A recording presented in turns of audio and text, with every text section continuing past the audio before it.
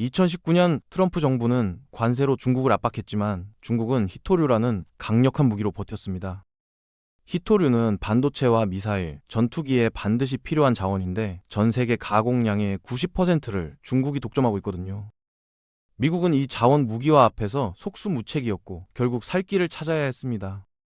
그런데 미국이 찾은 구원자는 삼성도 현대도 아니었습니다. 바로 울산에 있는 고려아연이었죠. 미국 정부는 11조 원이라는 천문학적 자금을 들고 고려아연을 찾아왔고 심지어 직접 지분까지 인수하겠다고 나섰습니다. 미국 정부가 한국 기업의 주주가 되는 역사상 처음 있는 일이 벌어진 겁니다.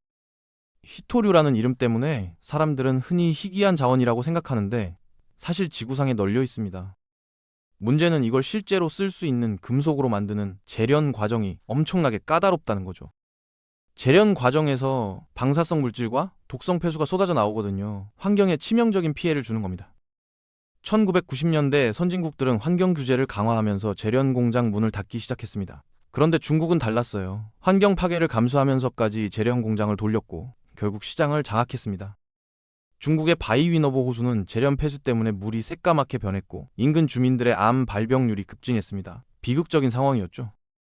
미국은 자기 땅에 광물이 있어도 깨끗하게 처리할 기술이 없었습니다.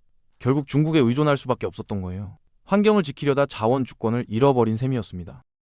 히토류가 얼마나 중요한 자원인지 실감하려면 우리 일상을 한번 돌아보면 됩니다. 스마트폰, 전기차, 에어컨 같은 가전제품은 물론이고요. 미사일 유도 장치와 전투기 엔진에도 반드시 들어가는 필수 재료거든요. 중국은 이 히토류를 무기로 사용한 전적이 있습니다. 2010년 센카쿠 열도를 놓고 일본과 분쟁이 벌어졌을 때 중국은 일본의 히토류 수출을 중단했어요. 결국 일본은 항복할 수밖에 없었죠. 그런데 2026년 1월 중국이 또다시 같은 카드를 꺼내들었습니다. 일본의 히토류 수출 금지 조치를 단행한 겁니다. 도요타와 소니 같은 대기업들이 비상에 걸렸고요. 이 소식은 미국에 엄청난 공포를 심어줬습니다.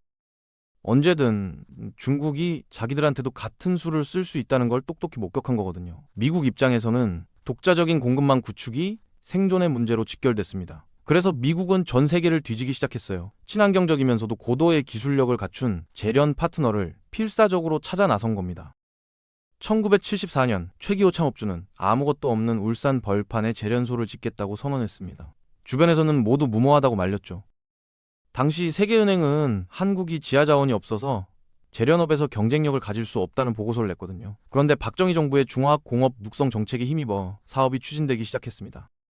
문제는 자금이었어요. 국제금융기관들은 한국의 재련소 건설을 비웃으며 투자를 거절했습니다. 자금 부족으로 사업이 무산될 위기에 처했죠. 그런데 고려아연은 여기서 독창적인 방법을 찾아냈습니다. 비싼 턴키 방식 대신 부품별로 개별 발주하고 현장에서 조립하는 방식을 선택한 겁니다. 이 방법으로 건설 비용을 35%나 절감했어요. 돈이 없으니까 머리를 쓴 거죠. 1978년 공장이 가동되기 시작했는데 초반에는 회수율이 80%밖에 안 됐습니다. 원자재의 20%를 그냥 버려야 하는 비효율적인 상황이었던 거예요. 경쟁사들은 비웃었지만 고려아연은 포기하지 않았습니다. 고려아연은 15년 동안 묵묵히 연구를 이어갔습니다. 남들이 비웃는 동안에도 기술 개발을 멈추지 않았던 거죠. 그리고 1993년 드디어 돌파구를 찾아냈습니다. 아연과 난과압을 동재현하는 혁신적인 공법을 도입한 겁니다. 이 기술로 회수율을 99%까지 끌어올렸어요. 거의 완벽에 가까운 수치였죠. 그런데 여기서 끝이 아니었습니다. 그동안 버려지던 찌꺼기에서 금, 은, 인디움 같은 귀금속을 뽑아내기 시작한 겁니다. 쓰레기라고 생각했던 것들이 보물로 바뀐 거예요. 2000년대 들어서는 한 단계 더 나아갔습니다. 폐기물인 슬러지의 90%를 재처리해서 시멘트 원료로 바꿨거든요. 자원 순환 시스템을 완성한 겁니다.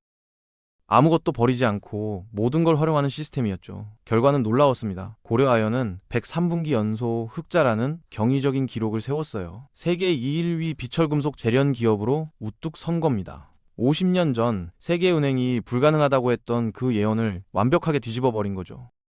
중국식 재련은 1200도의 고온에서 광물을 태우는 방식입니다. 당연히 막대한 매연과 미세먼지가 발생하죠. 환경 파괴가 심각할 수밖에 없는 구조였어요. 그런데 고려아연은 완전히 다른 접근을 했습니다. 화학 용액을 사용하는 습식 재련 방식을 개발한 겁니다. 낮은 온도에서 친환경적으로 금속을 분리해내는 기술이었죠. 이 기술은 미국이 찾던 답 그 자체였습니다. 환경 파괴 없이 핵심 광물을 확보하고 싶었던 미국의 요구 조건에 완벽하게 부합했거든요. 전 세계를 뒤져도 이런 기술을 가진 기업은 고려아연밖에 없었어요. 현재 고려아연은 전 세계 은 수요의 약 5에서 6%를 공급하고 있습니다. 아연과 납 생산 분야에서도 압도적인 경쟁력을 보유하고 있고요. 50년 전만 해도 자원 빈국에서 시작한 중소기업이었는데 이제는 전 세계가 탐내는 독보적인 기술 자산을 가진 기업이 됐습니다. 아무도 주목하지 않았던 친환경 기술이 결국 가장 강력한 무기가 된 거죠. 2024년 9월 갑자기 고려아연의 위기가 찾아왔습니다. MBK 파트너스와 영풍이 손을 잡고 적대적 인수합병을 시도한 겁니다. 경영권 분쟁이 시작된 거죠. 그런데 여기서 심각한 문제가 드러났습니다. MBK의 투자자 명단에 중국 정부의 국부 펀드인 중국투자공사가 포함돼 있었던 겁니다. 미국 정계는 발칵 뒤집혔어요. 고려아연이 중국 자본에 넘어가면 핵심 광물 공급망이 다시 중국 손아귀에 들어간다는 걸 알았거든요. 설상가상으로 영풍 측 석포제련소의 환경오염 사고와 과징금 부과 사실까지 드러났습니다. 경영 능력에 대한 의구심이 커졌죠. 그런데 예상치 못한 일이 벌어졌습니다. 한국의 일반 국민들이 움직이기 시작한 겁니다. 국가기관 산업을 지켜야 한다는 목소리가 커지면서 애국 매수 운동이 확산됐어요. 개인 투자자들이 고려아연 주식을 사들이기 시작했습니다. 단순한 경영권 분쟁이 아니라 국가 안보의 문제라고 판단한 거죠. 미국도 한국 국민도 같은 생각을 하고 있었던 겁니다. 경영권 분쟁이 한창이던 2025년 12월 미국 정부가 전격적으로 움직였습니다. 고려아연과 손잡고 테네시주에 대규모 제련소를 짓겠다고 발표한 겁니다. 총 투자 규모는 약 11조 원, 달러로 74억 달러였어요. 미국 제조업 부활의 핵심 프로젝트로 격상된 거죠. 미국 상무장관 러트닉은 SNS에 직접 글을 올렸습니다. 미국의 거대한 승리라며 고려아연과의 파트너십을 치켜세웠어요. 백악관과 국방부까지 나서서 이번 투자를 대대적으로 홍보했습니다. 미국의 광물 안보가 그만큼 절박했다는 증거였죠. 더 놀라운 건 투자 조건이었습니다. 고려아연의 직접 투자비는 10%도 안 됐어요. 나머지는 전부 미국 정부가 직접 지원하고 보증해주는 파격적인 조건이었던 겁니다. 미국이 얼마나 간절했는지 알 수 있는 대목이죠. 한국 기업에 이렇게까지 해준 적은 역사상 없었습니다. 고려아연이 가진 기술이 그만큼 절실했던 거예요. 50년 동안 쌓아온 기술력이 마침내 빛을 발하는 순간이었습니다. 테네시 공장에서 생산될 광물들은 단순한 원자재가 아니었습니다. 미국의 방산 산업에 직결되는 전략 자산이었거든요. 총알의 강도를 높이는 안티몬과 야간 투시경 및 미사일 유도 장치의 필수적인 게르마늄이 이곳에서 생산될 예정이에요. 그동안 중국이 쥐고 있던 이 광물들의 공급권이 한국 기업을 통해 미국으로 넘어오게 된 겁니다. 록히드 마틴 같은 미국의 3대 방산 기업들이 이 프로젝트에 지대한 관심을 보이고 있어요. 협력을 기대하고 있는 거죠. 푸삼 전투기 한 대를 만드는 대만 420kg의 히토르가 들어갑니다. 엄청난 양이죠. 미국은 자국의 최첨단 무기를 만들기 위해 중국에 의존해야 하는 모순적인 상황이었던 겁니다. 그런데 이제 고려아연이 그 문제를 해결해 줄 수 있게 됐어요. 미국 안보의 핵심 파트너가 된 거죠. 50년 전 울산 벌판에서 시작한 기업이 이제는 미국 국방의 심장을 책임지는 위치에 올라선 겁니다.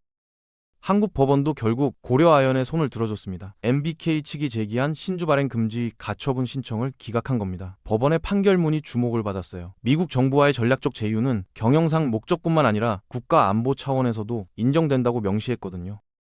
단순한 기업 간의 경영권 싸움이 아니라는 걸 법원도 인정한 겁니다. 한미 동맹과 공급망 안보라는 거대한 담론이 법적 판단에 반영된 거죠. 50년 전 버려진 땅에서 시작한 중소기업이 이제는 국가의 운명을 좌우하는 전략 자산으로 인정받게 된 순간이었습니다. 법원의 이 판결로 고려아연은 외부 자본의 위협으로부터 경영권을 방어할 수 있게 됐어요. 미국 투자를 지속할 동력을 얻은 겁니다. 중국 자본이 핵심 기술 기업을 삼키려던 시도는 결국 실패로 돌아갔죠. 한국 법원이, 한국 국민이, 그리고 미국 정부가 함께 고려아연을 지켜낸 겁니다. 기술의 가치가 법으로도 인정받은 역사적인 순간이었어요. 고려아연은 단순히 광물을 캐는 것에 만족하지 않았습니다. 폐가전과 배터리에서 금속을 추출하는 도시광산 사업을 확대하기 시작한 겁니다. 미국의 자원 순환 기업들을 잇따라 인수하면서 폐자원에서 희토류를 회수하는 독보적인 밸류체인을 구축했어요. 여기서 또 혁신이 나왔습니다. 단백질을 이용해 희토류를 분리하는 신기술을 도입한 겁니다. 2027년부터는 연간 100톤 규모의 희토류 생산을 계획하고 있어요. 이건 완전히 새로운 패러다임이었죠. 환경을 파괴하며 땅을 파헤치는 채굴 방식에서 벗어나 이미 사용된 제품에서 자원을 다시 뽑아내는 겁니다. 지속 가능한 방식으로 자원을 확보하는 미래형 모델이에요. 50년 전 아무도 주목하지 않았던 친환경 제련 기술이 이제는 전 세계 공급망을 재편하는 가장 강력한 무기가 됐습니다. 중국이 땅을 파고 물을 오염시킬 때 고려아연은 쓰레기에서 보물을 찾는 기술을 만들어낸 거죠. 고려아연의 사례는 우리에게 중요한 메시지를 던져줍니다. 대한민국 제조업의 뿌리가 반도체와 배터리만이 아니라는 거죠. 보이지 않는 곳에서 묵묵히 기술을 쌓아온 기업들이 얼마나 강력한지를 보여준 겁니다. 50년 전 세계 은행들이 불가능하다고 했던 예언을 비웃듯 이제는 미국이 지분을 사겠다고 줄을 서는 시대가 됐어요. 2027년 테네시 공장이 가동되면 중국의 히토류 독점 체제는 역사상 처음으로 실질적인 균열을 맞이하게 될 겁니다. 묵묵히 기술을 쌓아온 50년의 시간이 결국 빛을 발한 거죠. 한국 기업이 글로벌 핵심 공급망의 중심에 우뚝 서게 됐습니다. 우리 제조업의 저력이 다음 50년의 대한민국을 이끄는 원동력이 될 겁니다.